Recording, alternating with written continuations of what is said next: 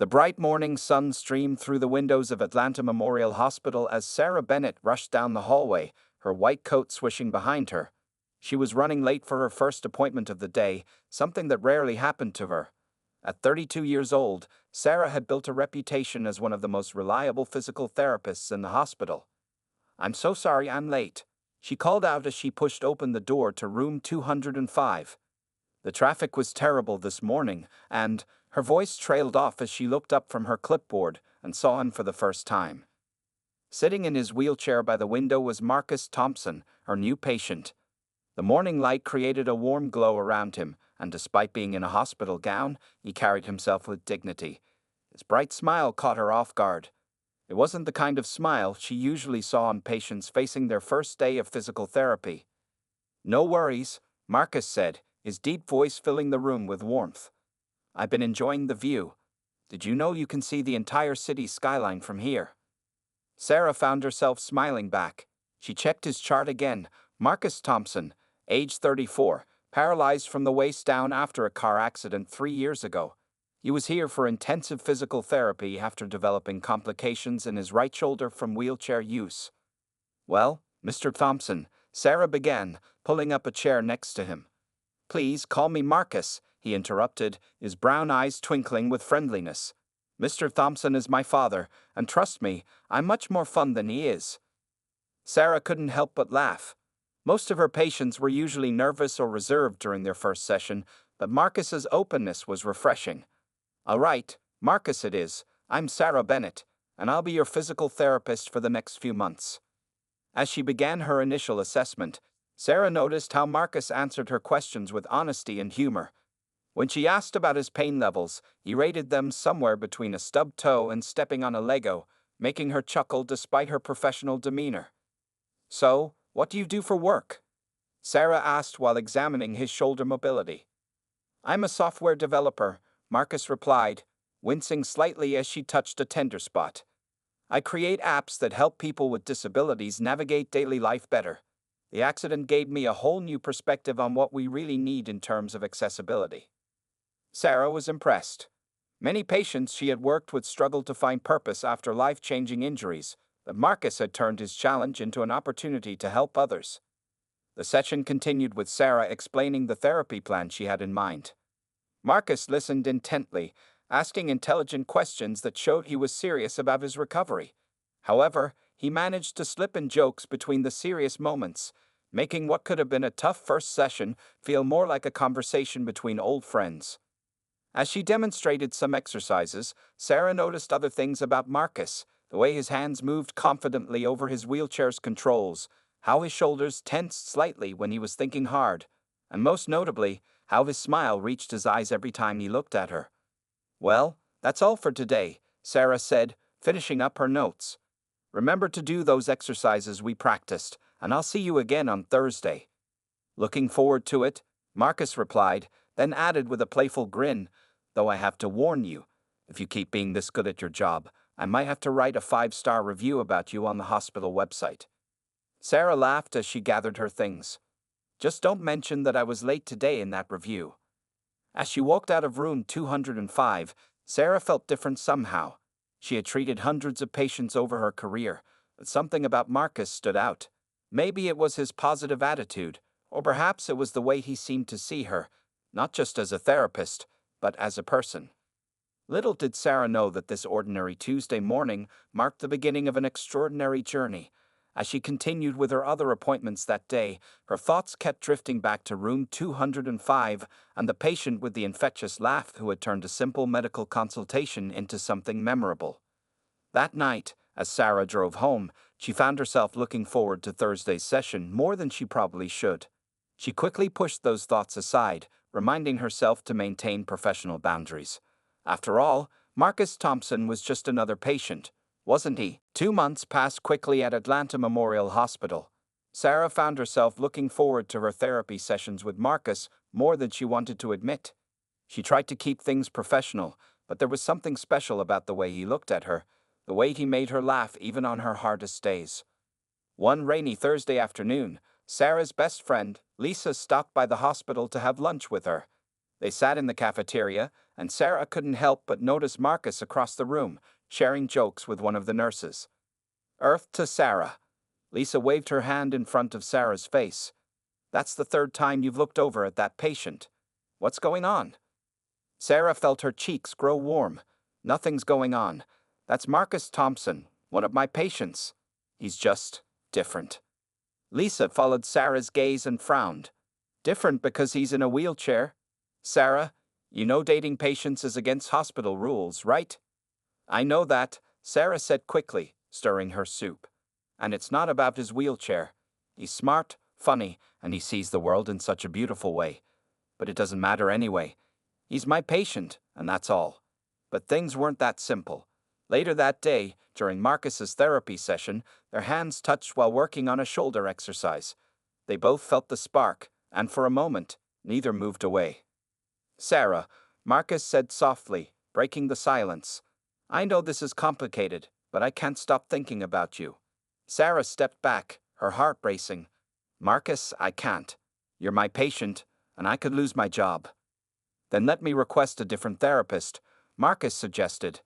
I've made great progress with you, but there are other good therapists here. Sarah sat down in her chair, feeling confused. It's not just about the rules. Have you thought about what people might say? My family? Your family? Marcus wheeled closer to her. I've thought about everything. I know it won't be easy. But Sarah, when I'm with you, I don't feel like a man in a wheelchair. I just feel like a man who's falling in love. Those words hung in the air between them. Sarah felt tears forming in her eyes. She had worked so hard to build her career, to be taken seriously as a professional. But she had also never met anyone who made her feel the way Marcus did. That evening, Sarah visited her mother, Marie, hoping to find some guidance. They sat on the porch of her childhood home, drinking sweet tea. Mama, what would you say if I told you I had feelings for someone different? Marie looked at her daughter carefully. Different how? Sarah took a deep breath. He's a patient of mine. He's paralyzed from the waist down, but he's the most amazing person I've ever met. To Sarah's surprise, her mother didn't look shocked. Instead, she smiled gently. Baby, I've noticed how you've been glowing these past few months. Love doesn't care about what someone can or can't do with their legs. It cares about what they can do with their heart. But what about work? What will people say? People will always talk, Marie said wisely, but at the end of your life, you'll regret the chances you didn't take more than the ones you did. The next day, Sarah made a decision. She went to her supervisor, Dr. Johnson, and explained the situation honestly. To her relief, he was understanding. Marcus Thompson has made remarkable progress under your care, Dr. Johnson said. I can transfer him to Dr. Williams for his remaining sessions. But Sarah, be sure about this. Once you cross this line, there's no going back. Sarah had never been more sure about anything. That afternoon, after Marcus finished his last session with her, she met him in the hospital garden. I'm not your therapist anymore, she said, her heart pounding. Dr. Williams will be taking over your care. Marcus looked at her with hope in his eyes. And what does that mean for us? Sarah smiled, feeling both nervous and excited. It means, maybe we could get coffee sometime, as two people who aren't bound by hospital rules. Marcus's face lit up with that special smile she had grown to love. I know just the place. They have great coffee and even better company. As they made plans for their first real date, Sarah felt like she was standing at the beginning of something beautiful. Yes, there would be challenges ahead, but some things were worth fighting for. And this feeling, this connection with Marcus, definitely was. Their first date was at Sweet Bean Cafe, a cozy coffee shop near the hospital. Sarah arrived first, nervously smoothing her yellow sundress. When Marcus wheeled in, she noticed he had traded his usual casual clothes for a crisp blue button-down shirt that made his eyes shine. You look beautiful, Marcus said, his confidence making Sarah's heart flutter. He expertly maneuvered his wheelchair to the table, proving how independent he was. I ordered ahead. Hope you don't mind. They're bringing your favorite caramel latte. Sarah's eyes widened. How did you know my coffee order? Marcus grinned. I may have asked Nancy at the hospital cafe. I wanted everything to be perfect for our first real date. As they talked, Sarah discovered new things about Marcus. He came from a wealthy family that owned several tech companies, but he had chosen to build his own path. After his accident, instead of living off his family's money, he had worked hard to create apps that helped disabled people live more independently. Want to see my latest project? Marcus asked, pulling out his tablet. He showed her an app that helped wheelchair users find accessible restaurants and stores. I'm adding a dating feature next. For people who want to find love without worrying about whether their disability will scare someone away. Sarah reached across the table and touched his hand. You never scared me away, you drew me in.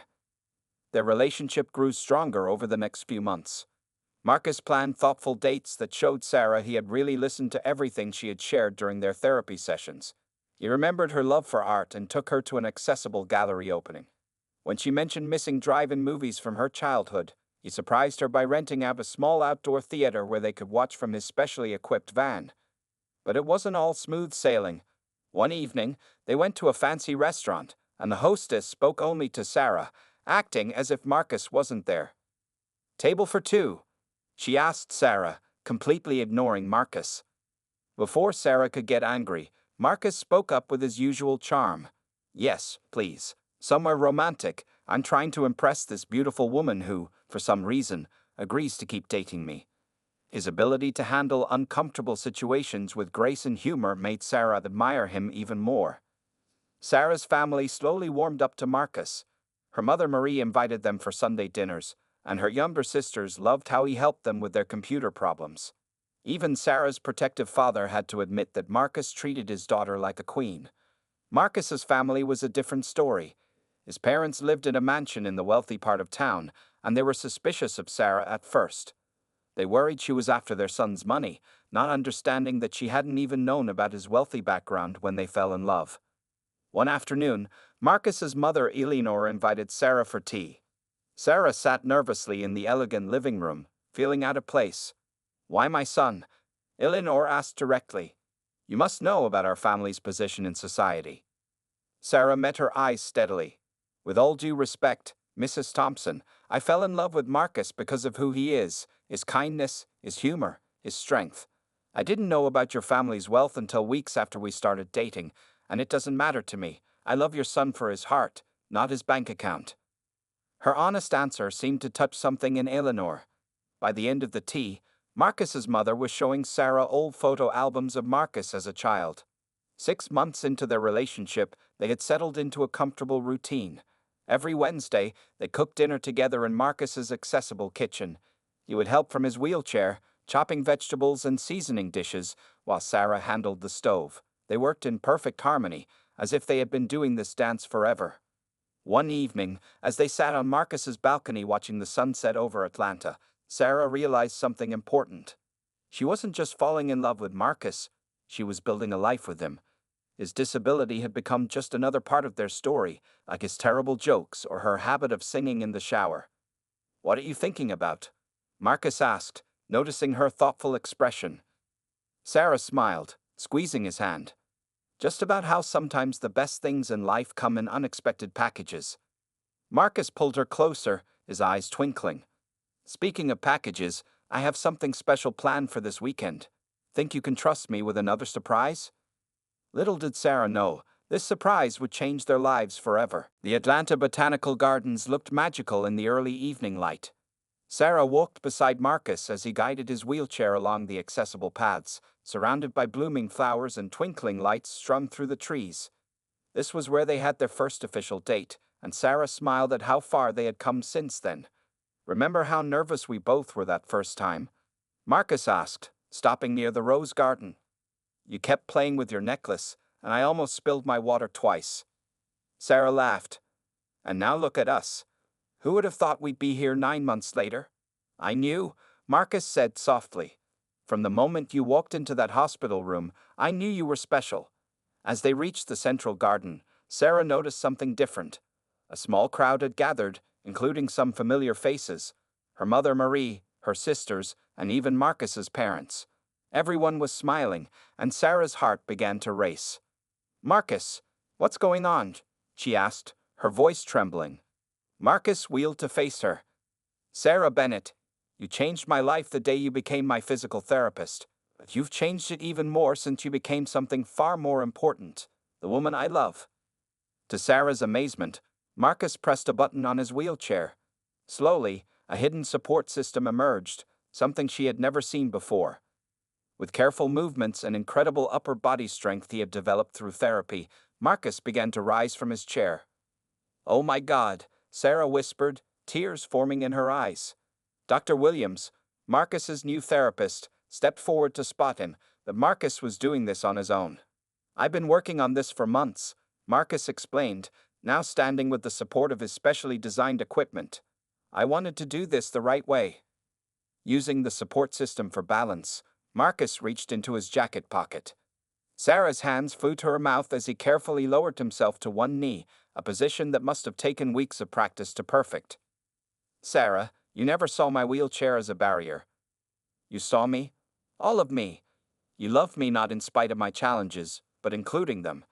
You've shown me that love doesn't need perfect circumstances to be perfect itself." Marcus opened a small velvet box, revealing a beautiful vintage ring. "This was my grandmother's ring.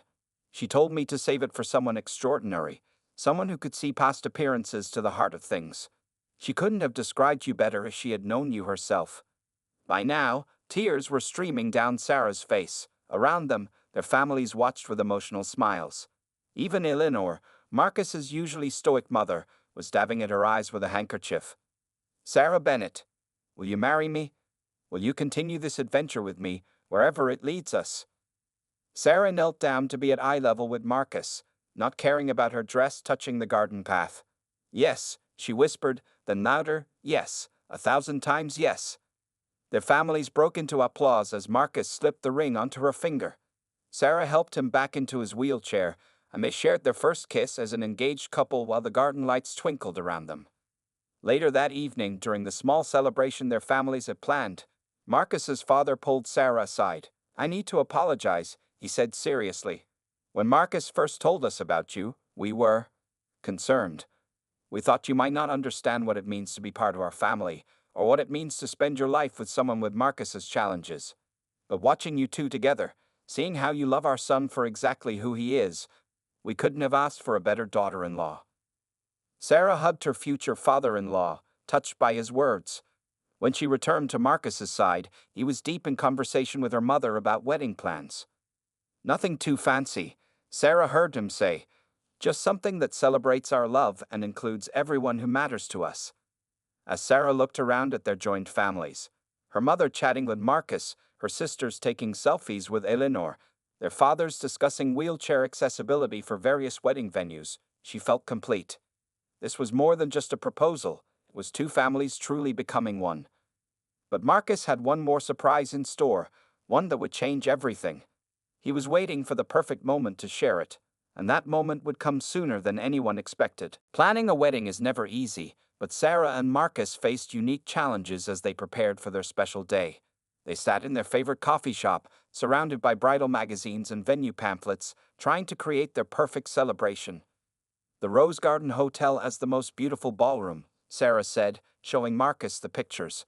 "But their elevator is too small for your wheelchair, and the bathroom doors aren't wide enough."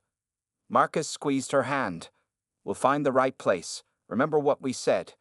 It's not about the perfect venue, it's about our perfect love." Their search led them to the newly built Atlanta Modern Events Center. Not only was it fully accessible, but it also had a gorgeous outdoor garden that could be reached by smooth, wide paths.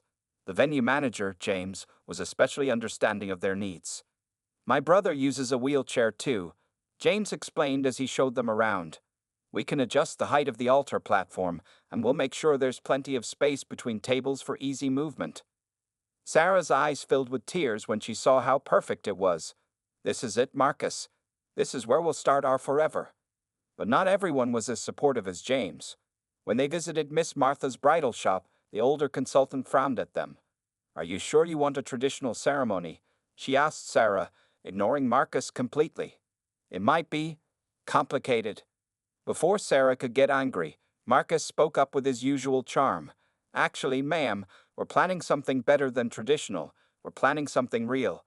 And yes, it might be complicated, but so is love, and that's never stopped us before."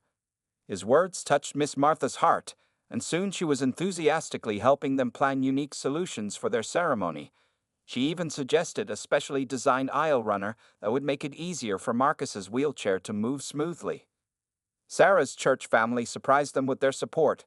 Pastor Brown called a special meeting where the congregation came up with creative ideas to make the ceremony inclusive. The youth group offered to build temporary ramps where needed, and Mrs. Johnson, the church decorator, designed an accessible altar area that would look beautiful in photos. "The Lord's love knows no boundaries," Pastor Brown said warmly, "and neither should our church." One evening, while working on the seating chart in Marcus's apartment, Sarah noticed he seemed distracted. "What's wrong?" she asked, concerned. Marcus hesitated. "I've been taking secret lessons for our first dance. Dr. Williams has been helping me with a special harness system that will let me stand with support. But I'm worried I might not be good enough." Sarah moved to his side and kissed him softly. "You could never be anything less than perfect to me, but you don't have to do this if it's too much." "I want to," Marcus insisted. "I want to give you every beautiful moment a bride deserves." The weeks flew by, filled with cake tastings, flower selections, and dress fittings.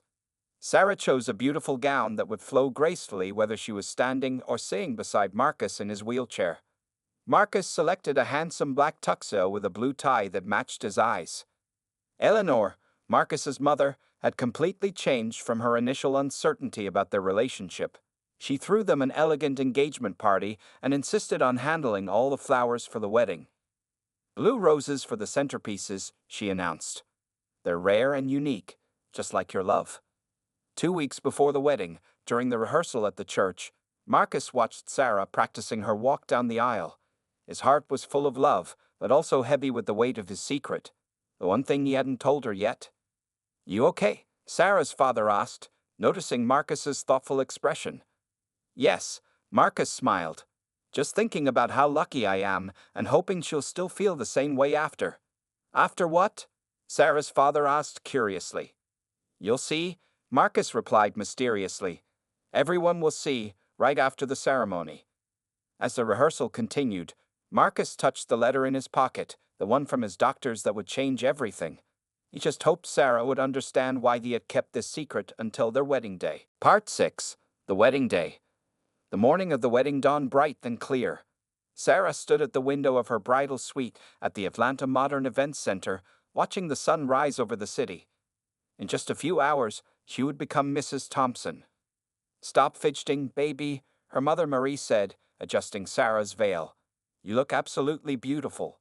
Sarah wore an elegant white dress with delicate lace sleeves, chosen specifically because it would look perfect whether she was standing or sitting next to Marcus's wheelchair during the reception. In another room, Marcus was getting ready with his best man, his younger brother Michael. Despite his usual confidence, Marcus felt nervous. Not about marrying Sarah. That was the easiest decision he'd ever made. But about the secret he would reveal after the ceremony. "Are you sure you don't want to tell her beforehand?" Michael asked, helping Marcus with his bow tie. Marcus shook his head. "No, I need her to marry me for who I am right now, not for who I might become." The ceremony space looked magical. The accessible aisle was wide and smooth, decorated with blue and white flower petals. The altar had been specially modified so Marcus could position his wheelchair perfectly beside Sarah. String lights twinkled overhead, creating a romantic atmosphere even in the morning light. As guests arrived, they noticed something special. The way everything had been arranged to be fully accessible wasn't just functional, it was beautiful. The ramps were decorated with flowing fabrics and flowers, making them look like natural parts of the decor. Marcus wheeled himself to the altar first, looking handsome in his black tuxedo. His eyes never left the entrance as he waited for Sarah. The string quartet began playing, and everyone stood. Sarah appeared at the doors with her father. She looked radiant, her dark skin glowing against the white dress, her smile brighter than any diamond. As they moved down the aisle, she kept her eyes locked with Marcus's, barely noticing the happy tears of their guests. When they reached the altar, Sarah's father kissed her cheek and placed her hand in Marcus's. "Take care of each other," he whispered to them both. Pastor Brown smiled at the couple. "Love knows no boundaries," he began. "And these two have proven that every single day of their journey together." The ceremony was beautiful in its uniqueness. Instead of the traditional unity candle, they had chosen to plant a small tree together, with Sarah adding the soil while Marcus watered it, showing how they each brought different strengths to their relationship. When it came time for the vows, Marcus went first. "Sarah, you saw me when others looked past me. You loved me not despite my challenges, but including them as part of who I am. I promise to spend every day trying to be worthy of that love." Sarah wiped away tears as she spoke her vows. "Marcus, you taught me that love isn't about what a person can or cannot do. It's about who they are in their heart. I promise to keep choosing you every single day exactly as you are." They exchanged rings, Marcus's hand steady as he placed the gold band on Sarah's finger. When Pastor Brown pronounced them husband and wife, Sarah leaned down to kiss Marcus, and their guests erupted in applause. As they turned to face their loved ones as Mr. and Mrs. Thompson, both families were crying tears of joy. Even Eleanor, Marcus's usually composed mother, was openly weeping into her husband's shoulder. The photographer gathered everyone for pictures in the garden. Sarah sat on Marcus's lap for some photos, their natural comfort with each other showing in every shot. Their families combined for group pictures, no longer two separate units but one big happy family. Just before they were supposed to head to the reception hall, Marcus squeezed Sarah's hand. "Before we go celebrate with everyone, there's something I need to tell you. Something I've been keeping secret." Sarah looked at him curiously. "What is it?" Marcus pulled an envelope from his jacket pocket, his heart pounding. This might change everything. Little did Sarah know, but the biggest surprise of their wedding day was about to be revealed. Sarah looked at the envelope in Marcus's hands, her heart beating faster. They stood in the private garden area of the wedding venue, the sounds of their guests making their way to the reception hall in the background. "What is it, Marcus?" she asked softly, still in her wedding dress and glowing with happiness from their ceremony. Marcus took a deep breath. "Remember 3 months ago when I went to that medical conference in Boston? It wasn't just a conference. I went for a special consultation with Dr. Anderson, one of the world's best spinal surgery specialists." Sarah's eyes widened. She knew Dr. Anderson's name. He was famous for his groundbreaking work with spinal cord injuries. "The thing is," Marcus continued, his voice trembling slightly, "they've developed a new experimental surgery.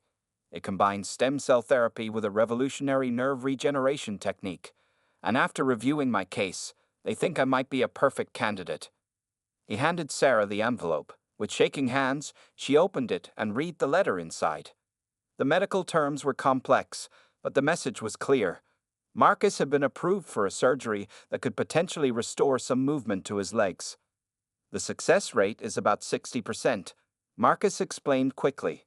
"It's not a guarantee, and even if it works, I might only regain partial movement. But there's a real chance, Sarah. A chance I could walk again." Sarah stared at him, tears forming in her eyes. "Why didn't you tell me sooner?" Marcus reached for her hand. "Because I needed to know something. I needed to be sure you were marrying me for who I am right now, not for who I might become. I wanted our wedding day to be about us, exactly as we are.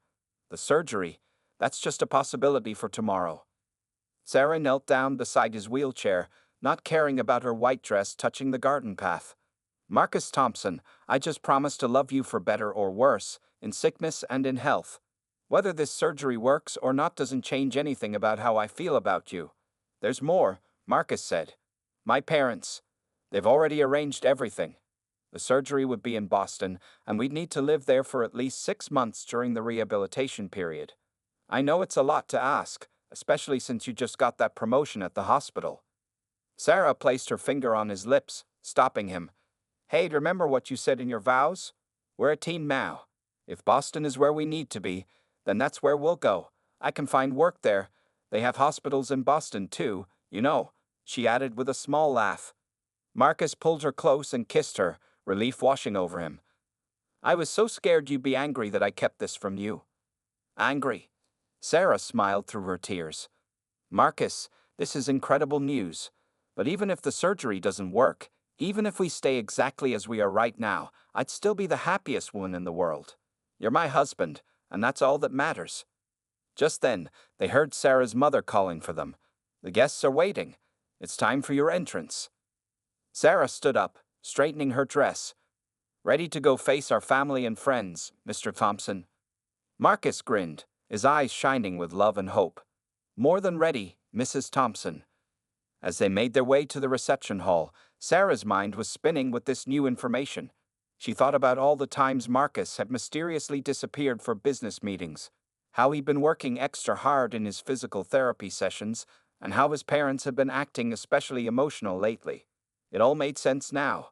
Before they entered the reception hall, Marcus stopped his wheelchair. "One last thing," he said.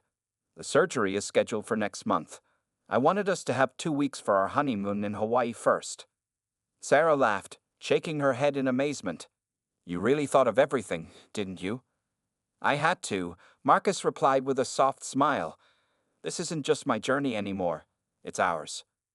The doors to the reception hall opened, and the DJ's voice boomed. "Ladies and gentlemen, please welcome for the first time, Mr. and Mrs. Thompson." As they entered together, their guests cheering and applauding, Sarah realized that this was just the beginning of their adventure. Whatever the future held, whether Marcus walked again or remained in his wheelchair, they would face it together, just as they had promised in their vows mere hours ago. 6 months had passed since the wedding day. Sarah sat in the waiting room of Boston Medical Center, her hands clutched around a cup of coffee that had long gone cold. Today was the day they would know if Marcus's surgery had been successful. The past few months had been a whirlwind. After their beautiful honeymoon in Hawaii, where they spent 2 weeks enjoying the accessible beaches and watching spectacular sunsets, they had moved to Boston. The surgery itself had taken place 3 months ago, followed by intensive rehabilitation. Sarah remembered the morning of the surgery clearly. Marcus had been so brave, cracking jokes with the nurses even as they wheeled him into the operating room. "Don't worry," he had told her with his trademark smile. "Whatever happens, we already have our happy ending." The surgery had lasted 12 hours. Dr. Anderson had come out looking tired but hopeful. The procedure went well, he had said. Now we wait. Sarah had found work at a local hospital, and their temporary apartment in Boston had slowly begun to feel like home. Every day after her shift, she would join Marcus for his rehabilitation sessions, watching him work harder than she had ever seen anyone work before. There had been good days and bad days, days when Marcus felt tingling in his toes, a promising sign, and days when he felt nothing at all. Through it all, their love had only grown stronger. "Mrs. Thompson?" Dr. Anderson's voice pulled Sarah from her memories. "You can come in now."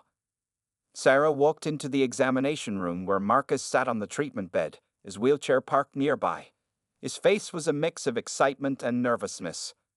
"Well," Dr. Anderson began, looking at his charts, "the latest tests show significant nerve regeneration in both legs. The stem cell therapy has taken hold better than we could have hoped."